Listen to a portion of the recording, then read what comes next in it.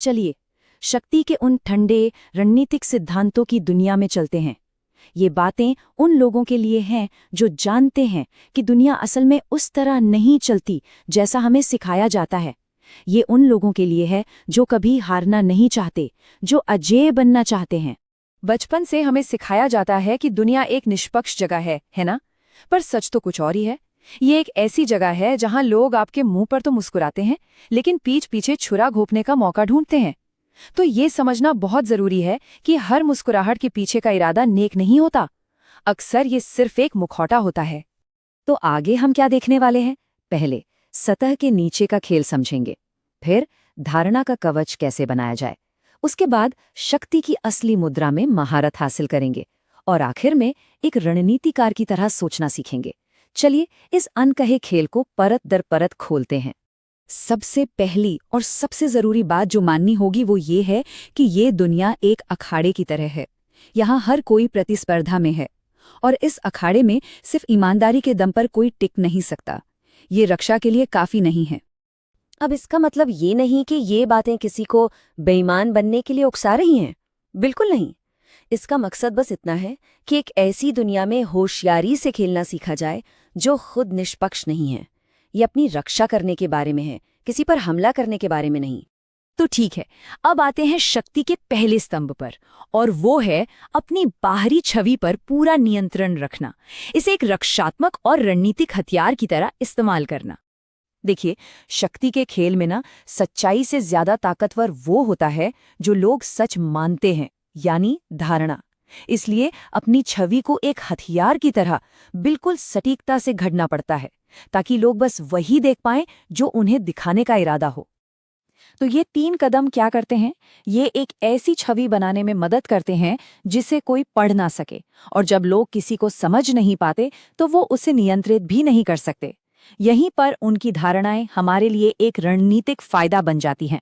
एक बात हमेशा याद रखनी चाहिए, अपना दर्द छुपा कर रखें, क्योंकि कमजोरी एक ऐसा सिग्नल है जिसे शिकारी हमेशा सुनते रहते हैं। जब आप अपनी कमजोरी दिखाते हैं तो आप असल में दूसरों को खुद पर हमला करने का एक नक्शा थमा देते हैं। इसलिए अपनी भावनाओं पर पूरा काबू रखना बेहद जरूरी है।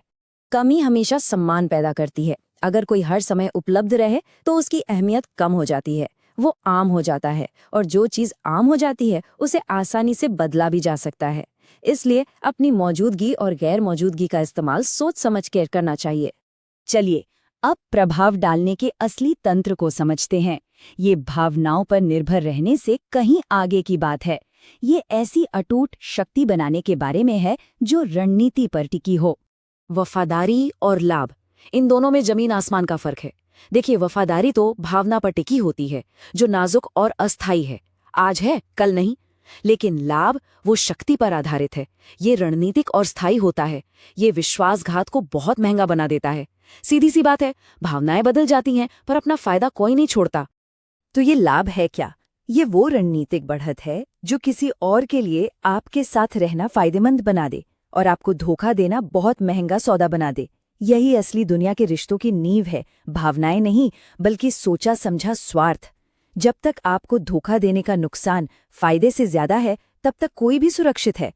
तो लोगों की इच्छाओं का इस्तेमाल कैसे किया जाए? सबसे पहले पहचानिए कि उन्हें असल में चाहिए क्या, ध्यान, शक्ति या सम्मान। फिर खुद को उस चीज के गेटकीपर की तरह दिखाइए। उन्हें वो चीज दीजिए, लेकिन बहुत संयम से, ताकि नियंत्रण बना रहे।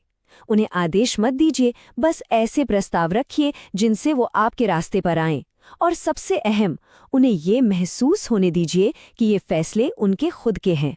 और अब हम आते हैं सबसे आखिरी और शायद सबसे जरूरी हिस्से पर। यह है एक रणनीतिकार का मन। एक ऐसी सोच विकसित करना जो भावनाओं पर नहीं बल्कि गणना पर चलती है। एक ऐसा खिलाड़ी जो कभी भी आवेग में आकर कोई चाल नहीं चलता।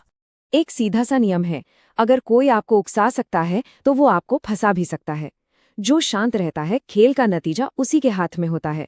हर भावनात्मक प्रतिक्रिया शक्ति को दूसरे के हाथ में सौंपने जैसा है।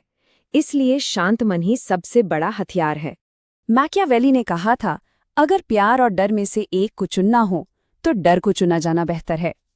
इसका मतलब क्रूर बनना नहीं है। इसका मतलब ये समझना है कि सम्मान अक्सर किसी चीज के खोने के डर से पैदा होता है। जब लोगों को ये डर हो कि आपके न होने से उनका नुकसान होगा, तब वो आपका सच्चा सम्मान करते हैं। तो फिर एक सवाल उठता है, अगर शक्ति दी नहीं जाती तो उसे लिया कैसे जाता है? ये सवाल ही हमें इस पूरी चर्चा के निचोड़ तक ले जाता है। शक्ति कोई तोहफा नहीं है जो किसी को मिलेगा, इसे हासिल करना पड़ता है। शक्ति ली जाती है शांत आत्मविश्वास से, अपने ऊपर बेजोड़ नियंत्रण से और किसी की अनुमति का इंतजार न करने की आदत से। इसकी भीख नहीं मांगी जाती, इसे बनाया जाता है अपने कामों से, अपनी शांति से और अपने आत्मसंयम से। ये चीजें शब्दों से कहीं ज्यादा ताकतवर होती हैं। आखिर में बात बस इतनी सी है, ये खेल तो हमेशा से खेला जा रहा है और हमेशा खेला जाता रहेगा। चुनाव बस इतना है कि इस खेल में एक मोहरा बनना है या एक खिलाड़ी। फैसला हर किसी को खुद करना है।